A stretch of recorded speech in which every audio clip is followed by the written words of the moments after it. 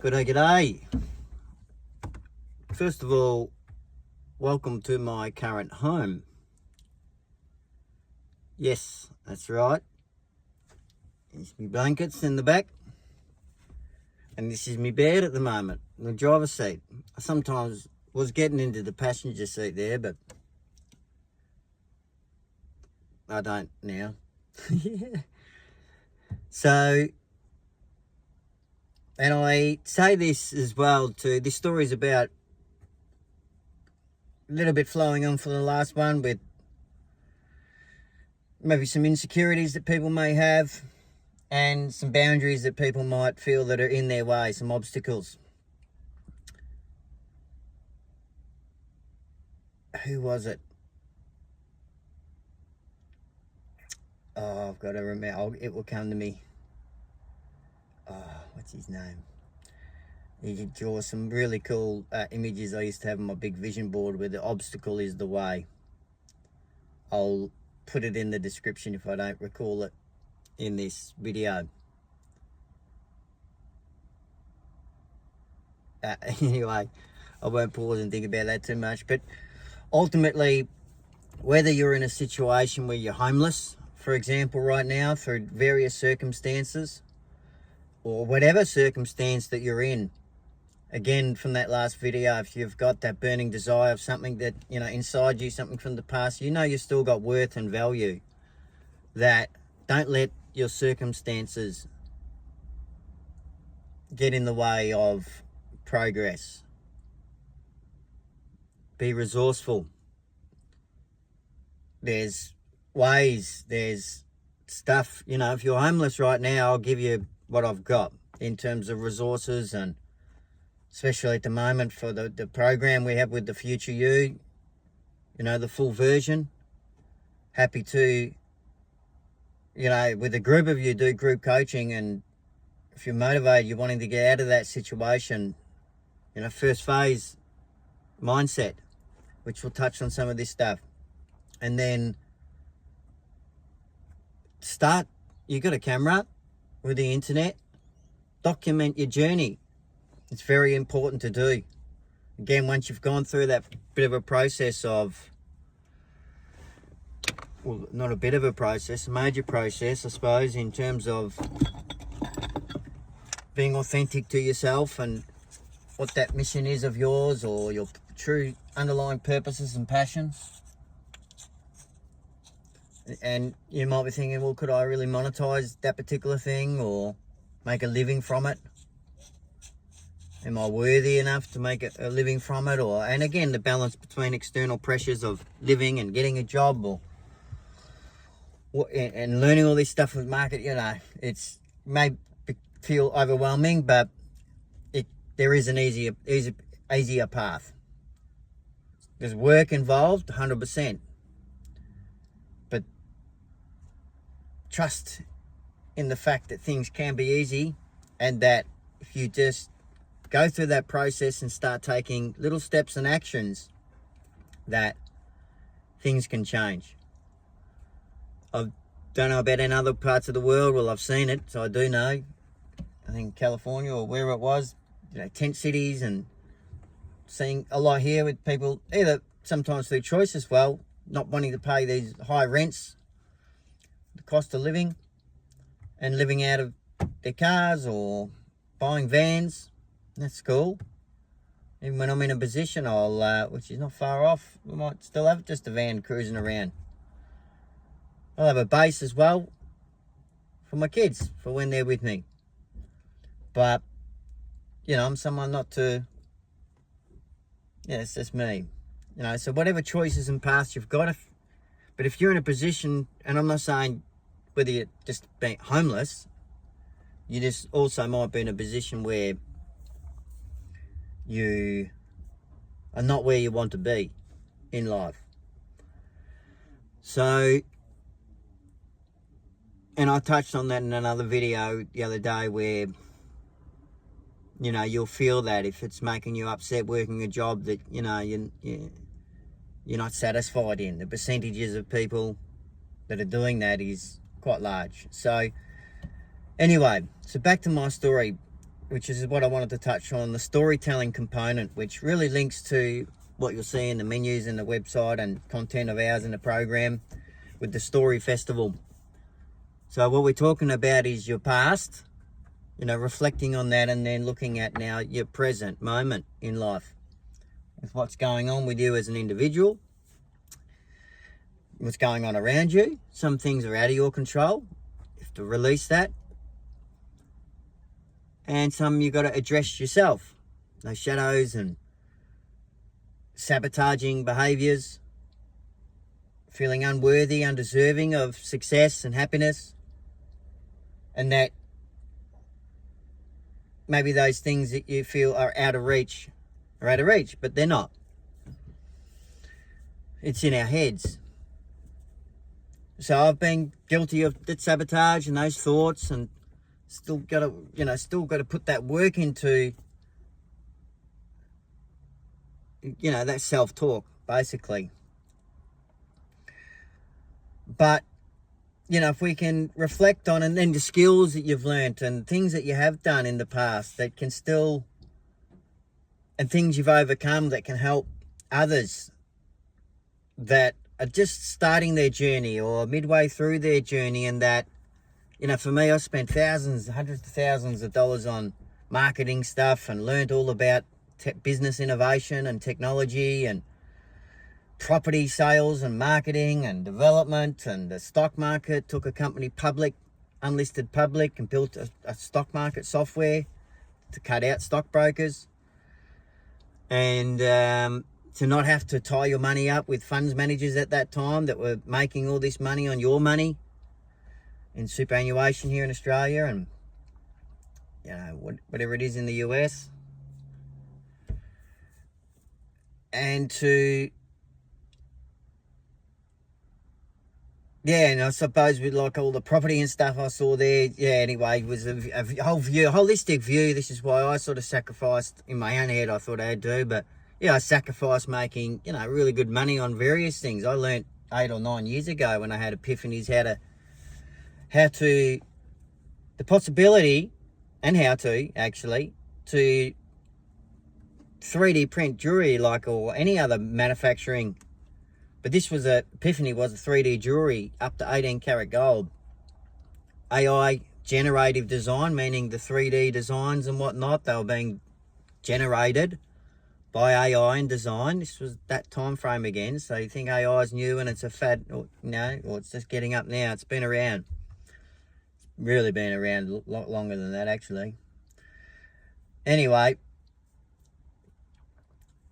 so AI to provide analytics on what was most popular, but it was 3D printed, like the modern day drop shipping, or the drop shipping you may have heard of, where you don't hold stock. It's provided by the factories and whatnot. You just do the marketing. We'll get traffic, people looking at your website, what have you, or your products. But these was bespoke custom designs that, they were limited in their editions on blockchain, which is the thing you can do through those contracts or agreements, is what they are. And the AI analytics just made the best ones, tweaked them and made them a different colour and a bit of a different design, and they knew they were quite popular, and they honoured their contract, the agreement of the last people that bought the last 5 in that slightly different design. And then there was more available. So it's still in an abundant world, provided a balance of scarcity and whatnot, basically. And that's a ching cash machine for that particular person. They took that video down, but it was Trent Mahogany from Big Chain Database that was talking about that. So I think I've got a car mic or something next to me that's turned his radio up, so excuse the background noise. So some sort of energy. But anyway, so that was an epiphany I had, and I realised at the time, and same thing with marketing, but in my head I had a broader sort of vision where that connected to other things, like my investment company had just failed, actually, a bit on my own decisions, but also others that I let influence and distract me and had their own agendas and intent. So and it linked back to other things with financial sort of components where, you know, and community building and our people that no matter what your circumstances, homeless, blah, blah, blah, that you could, with no money, once you go through that process of getting clear on your own intent and addressing things and then who you can serve from your experiences in life, and even if you're coming out of school or you're still in school, 16 years of age, your kids, if you've got kids and you're listening, if you're a kid listening, then, you know, as a extracurricular, say, if you are a kid or if you're a parent, take this on board for your children, that with how fast things are moving, this changing business jobs landscape, that way to self-educate and go to domain experts. You'll see in previous interviews on another channel that I think someone's hijacked or whatnot, but there is another channel here with previous interviews, and I'll get them uploaded. There were group interviews that I done with domain experts to help progress and learn and build relationships. And these people are prepared to, everyone loves talking about themselves, so to do that interview and then to produce content for your own platform, which articulates and explains how you're designing your life, basically, and you've got that vision that you're pursuing. That's something that you can do. And these people have audiences. If you do well, then they might be sharing that content with their audiences, which ends up on your platform. And there's ways to reciprocate, however that works out. But most of those people will do that for free. I didn't pay any one of those group interviews, and we're talking some respectable, very knowledgeable people across different domains. So, and they got value from that conversation, I might add. So there's the way you can do that one-on-one with an individual, or as you get sort of used to it, you could do the group scenario. And nothing beats that relationship, and it sort of touches on something else I've been thinking in terms of AI-generated content. You'll see I'm doing that with AI-generated content podcasts, which I'm sure will give you value, but I'm sure you would appreciate me getting on camera and doing this, because you can feel me and you can feel the authenticity and the genuineness, because look at how I opened the video. I'm doing what you will do, which is document your journey. So don't be afraid of where you're at and what other people think. If I can do this sitting in my home, my car at the moment, and with a flat tire that I'm pumping up every day, about to jump into the library, but my desire to help people, I'm looking past that, because I know that even one person that benefits from this video, I'm helping. And so it's not all about the money with things, and there's whether you choose to do things, but I think there is an opportunity for abundance in your life, and and for your family's life. There is mechanics through those agreements or contracts I mentioned before to where you don't have to keep all the money for yourself, and there's also a bit of a balance there that I'm yet to hone in on, and I really welcome anyone that's in this field of governance and whatnot to join, because there's a balance in, I suppose, in your community or with others, of handing out money, being Father Christmas, because ego can come into that, and there's a bit of a complex situation there. But I've always felt that with this abundance, there's that opportunity to distribute the wealth instead of it being held by a few, to really distribute that and give access to people and use that surplus.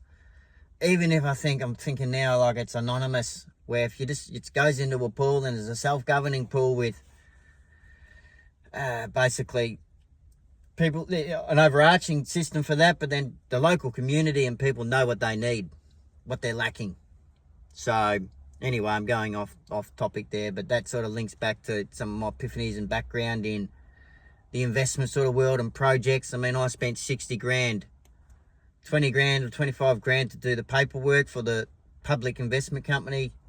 Had to bring in 2 other directors and 3 directors and give them equity, which I ended up having to take back off them.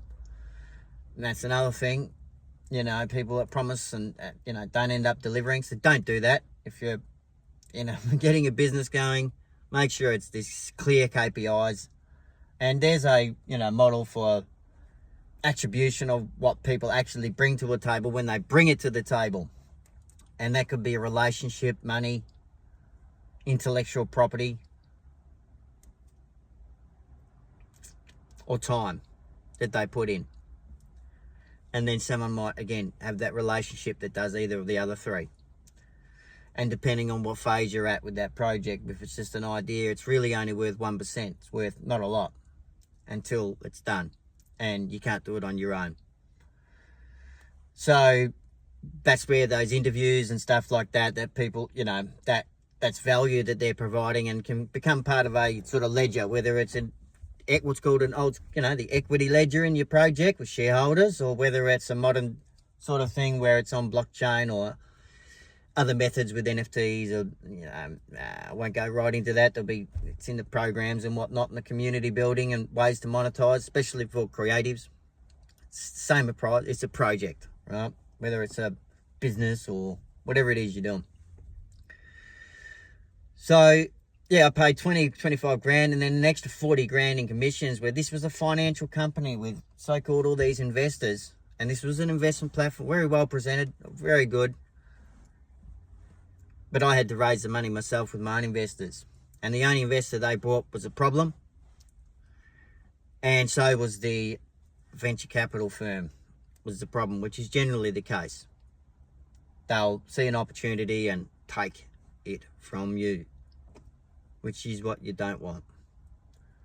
So you need to get into a position of power. And I feel that a lot of what I've done around this and with others, assistance, was geared around that.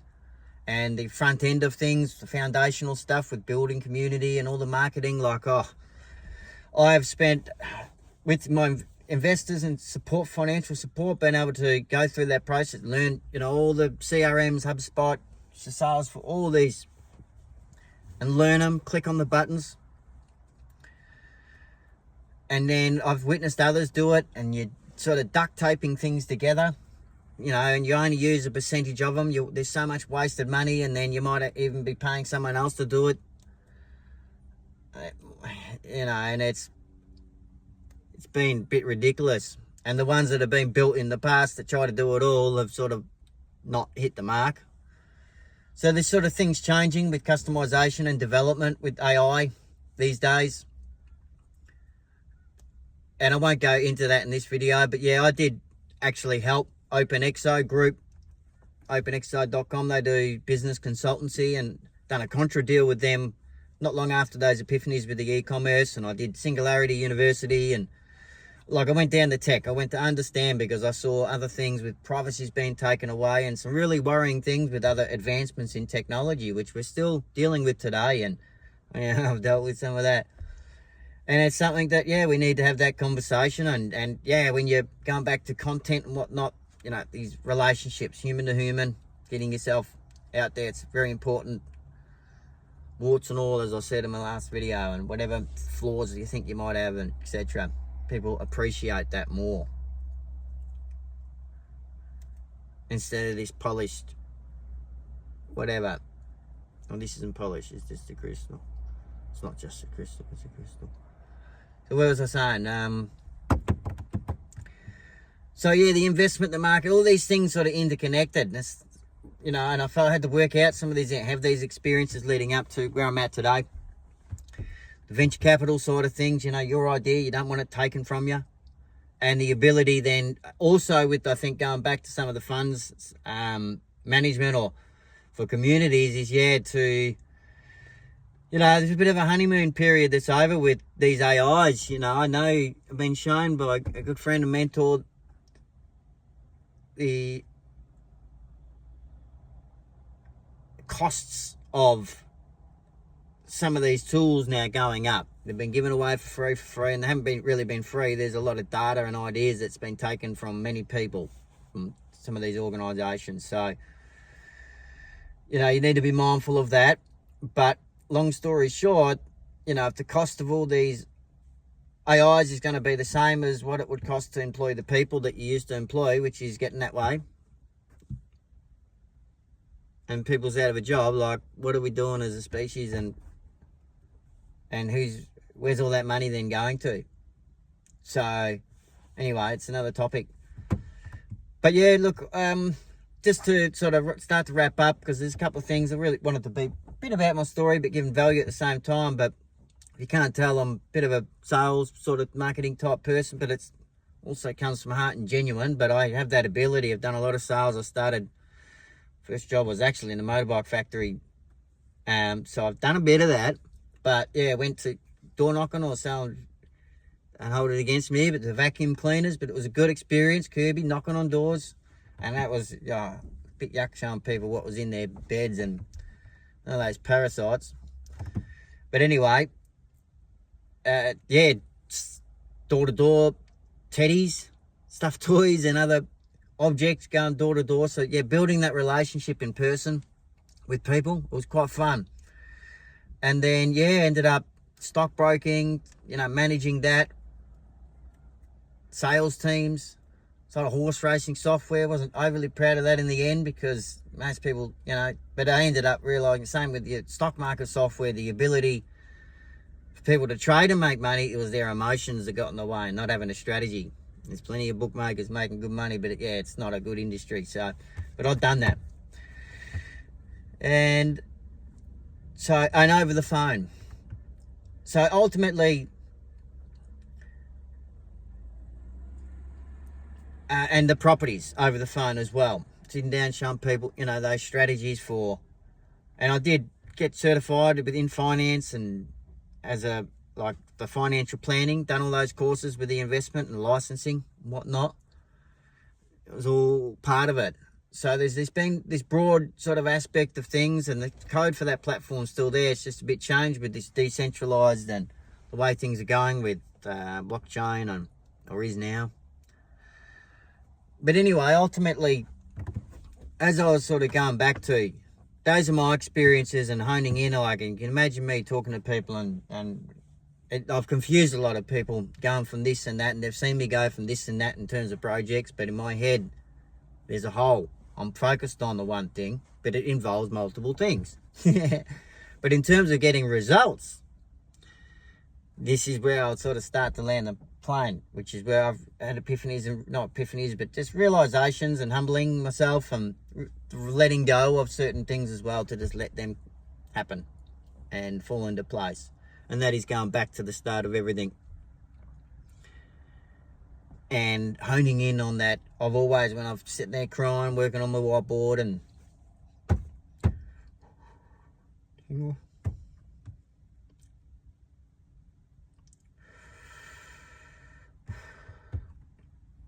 I know who I want to help, who I am helping, and that's a purpose-driven parent that cares about the world and their kids and themselves, and want the freedom and to do the things that give them that happiness and that they can provide value to others. So,